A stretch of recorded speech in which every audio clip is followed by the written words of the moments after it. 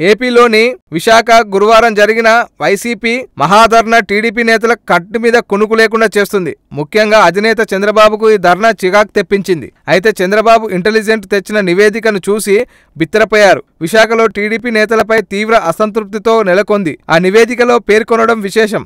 విశాఖ భూకుంభకోణం కొందరు టీడీపీ మంత్రులు ఎమ్మెల్యేల ప్రమేయం ఉన్నట్లు వార్తలు వస్తున్న సంగతి తెలిసిందే.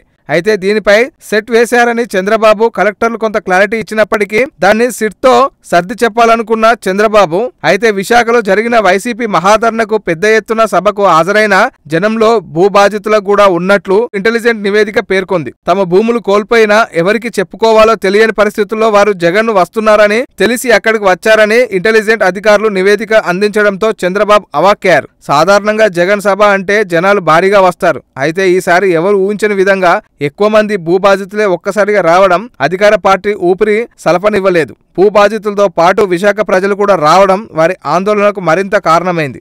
దీంతో విశాఖ టీడీపీ నేతల్లో చంద్రబాబు మాట్లాడిన పైరైన పార్టీ వర్గాలు చెప్తున్నాయి. మొత్తం మీద వైసీపీ అధినేత జగన్ ధర్నా అధికార పార్టీలో కలవరం రేపిందని చెప్పవచ్చు.